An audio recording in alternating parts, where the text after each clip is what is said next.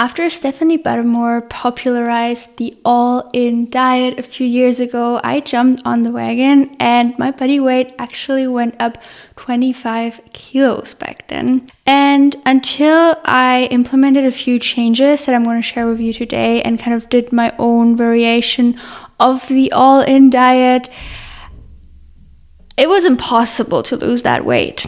And yeah, today I'm going to share my honest opinion, my thoughts, the pros and cons of the all-in diet, why it might not be working for you if you have tried it, and my own variation and how I achieved my set point and while eating abundantly without any restriction. So let's get into it. The first reason why I think the all-in diet that Stephanie Buttermore promoted, I don't know if she still does, hasn't worked for me and maybe might not work for a lot of other people is because there is literally no focus on physical health.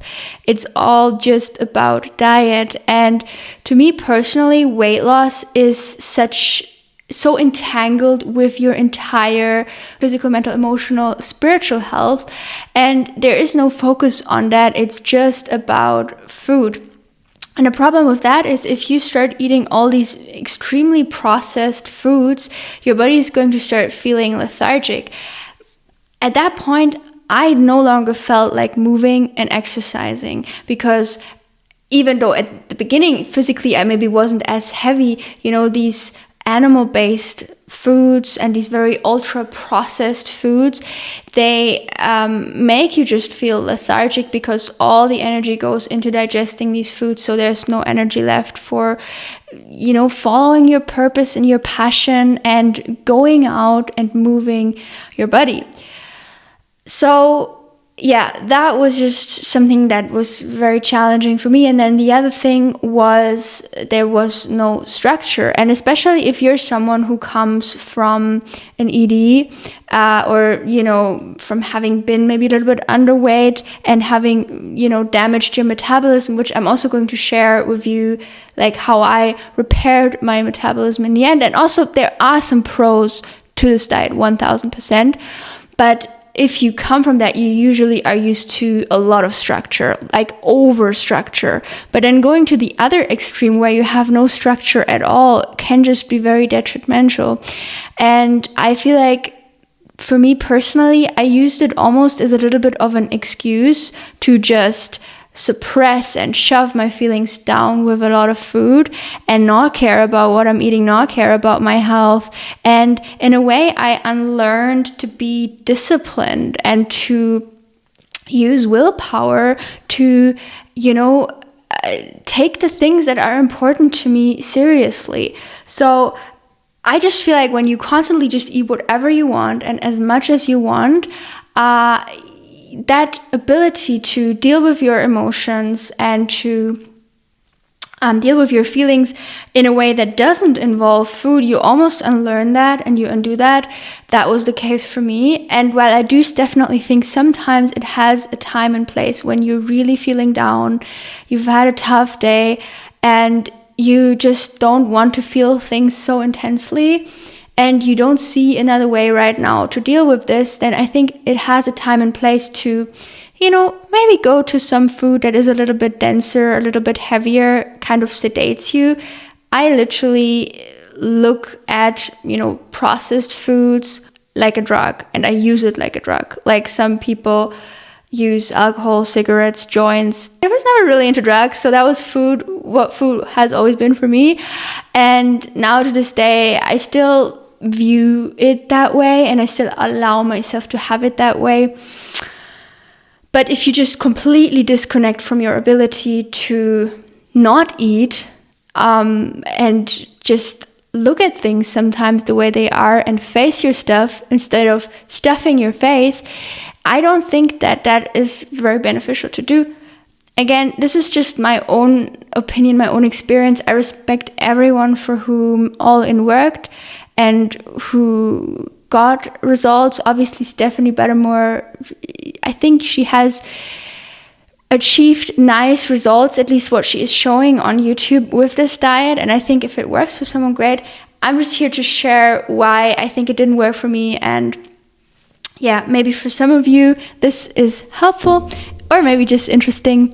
And then the last reason, or maybe the second last reason, is because there's also no focus on the animal's well-being, which I haven't really followed her timeline too much. However, I think I recall she used to eat plant-based, and then all of a sudden she went back to eating lots of animal-based foods.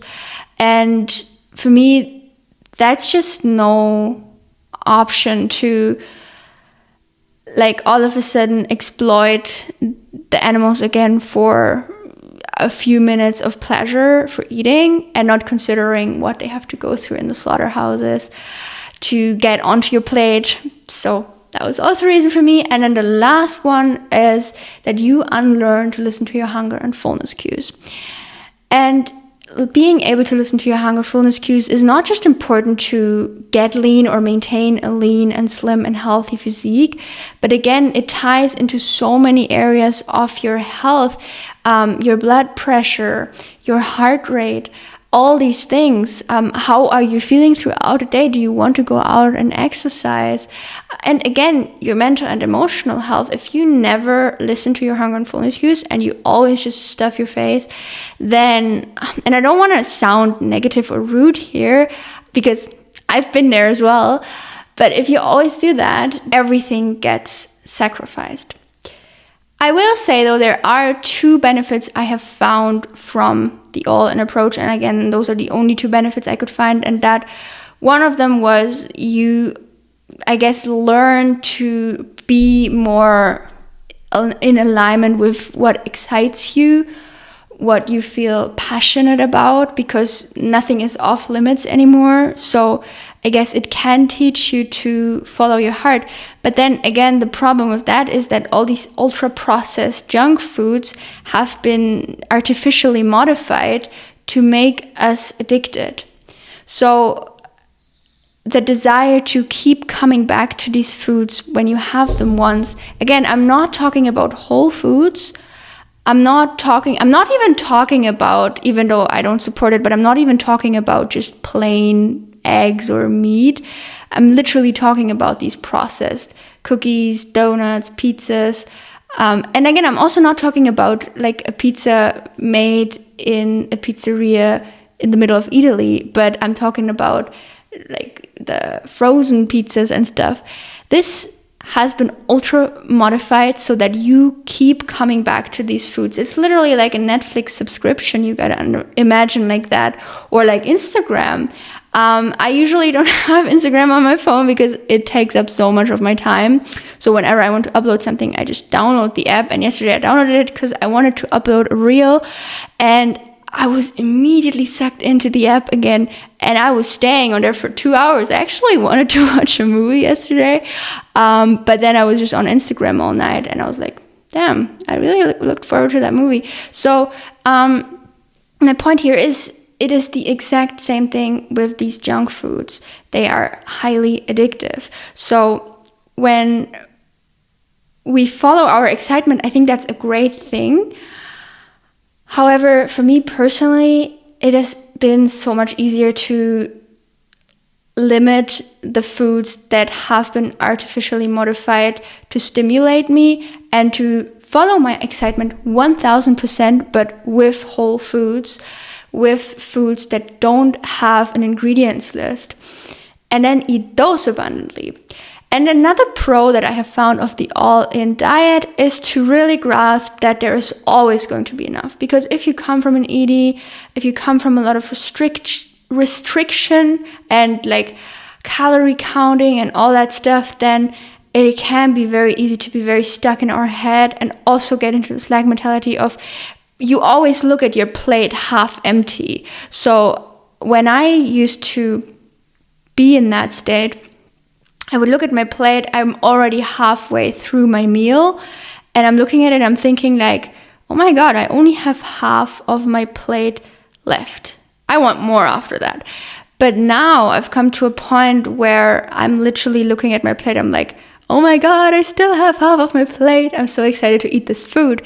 And I think that is something that the all-in diet can teach you, because literally you aren't restricting yourself. You aren't saying, okay, I can only have this. So because of that, you get more of an abundance mindset. And then again, that can help you to get back down to your healthy and natural weight. But again, for me, this has only worked with my own variation, where I also cut out things like oil and overt fats, not completely. So overt fats meaning nuts, seeds, avocado, all these things. So if I would eat fat, it would be in a whole form, and it would not be as much anymore as it used to be.